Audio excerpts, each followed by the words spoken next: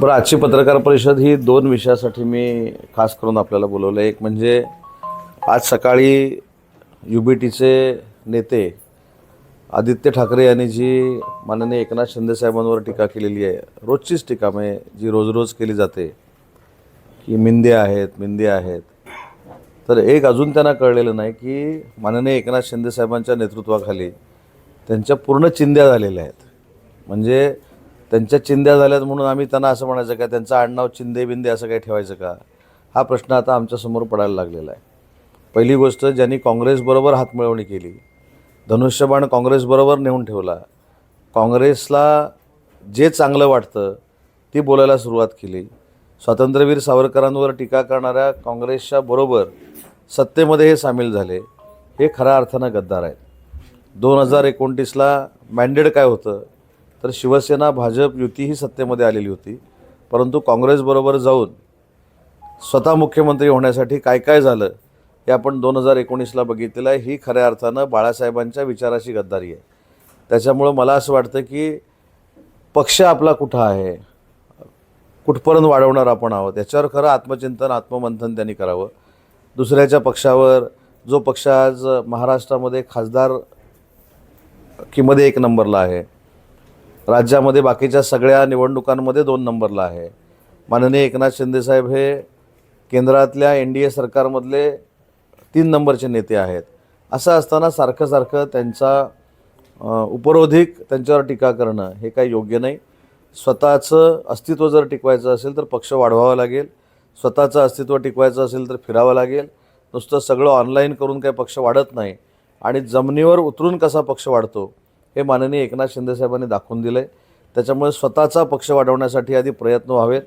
स्वतःवर अविश्वास असल्यामुळं लोक जे शिंदेसाहेबांचा पक्ष स्वीकारत आहेत, त्यांचं नेतृत्व स्वीकारत आहेत, त्याचं देखील आत्मचिंतन करावं आणि मग शिंदेसाहेबांवर टीका करावी, असं माझं शिवसैनिक म्हणून एक मत आहे, माननीय एकनाथ शिंदेसाहेबांचा सहकारी म्हणून मत आहे.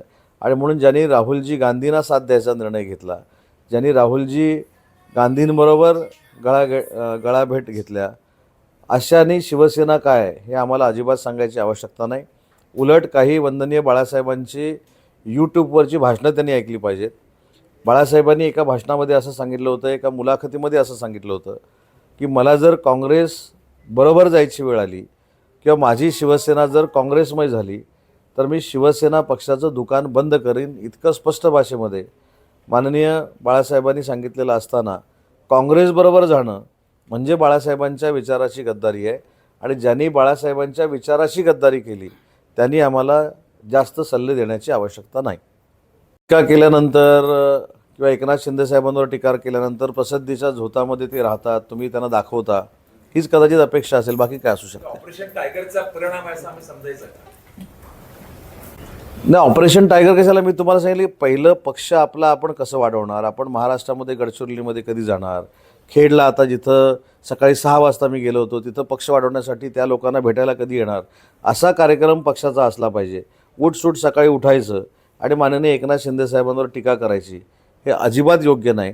आणि त्याच्या पुढं जाऊन मी सांगतो की माननीय संजय राऊत ज्यावेळी आजारी होते त्यावेळी माननीय एकनाथ शिंदेसाहेबांनी त्यांच्या बंधूंना फोन लावून त्यांच्या प्रकृतीची विचारपूस केली होती.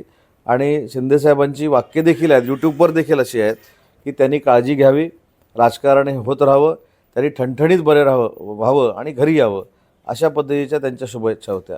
आणि कालची पत्रकार परिषद म्हणजे एखादी व्यक्ती आजारी असताना देखील त्याच्यावर टीका टिप्पणी करणं, मला असं वाटतं की राजकारण काय थराला चाललेलं आहे हे याचं मूर्तिमंत उदाहरण आहे. जशास तसे उत्तर देण्याची वेळ आली साहेब, तुम्हाला असं वाटत नाही? नाही, कोणाला द्यायचं जशास तसं उत्तर? जे टीका करतात सतत उठसूट सकाळ नाही, संध्याकाळ, राहिलंय काय तिकडे? जशास तसं उत्तर द्यायला राहिलंय काय? आमच्याकडे 6 खासदार ज्यावेळी आले त्यावेळी त्यांनी सांगितलं होतं की एकाला तरी तुडवणार, मतदारसंघात फिरायला देणार नाही. आमचा संजय पाटील जे आमचे खासदार आहेत ते मुंबईमध्ये एकटे सुप्रियाताईंच्या मुलीच्या लग्नाला जाऊन आले, सगळे हे नेते मंडळी असताना. ओमराजे निंबाळकर एकटे फिरत आहेत.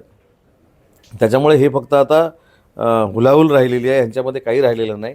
तेव्हा आम्ही कॉम्पिटिशन आमच्या तोडीच्या लोकांबरोबर करतो, जे आमच्या तोडीचे लोकच नाहीत त्यांच्यावर कॉम्पिटिशन करण्याचा काय प्रश्न येतो? आमदार किंवा खासदार फोडावे लागत नाहीत. ह्यांच्या वागण्यामुळे, ह्यांचा संपर्क नसल्यामुळं, हे कोणाशी संवाद साधत नसल्यामुळं लोक माननीय एकनाथ शिंदे साहेबांचं नेतृत्व स्वीकारतायत. त्याच्यासाठी यांनी आत्मचिंतन केलं पाहिजे ना.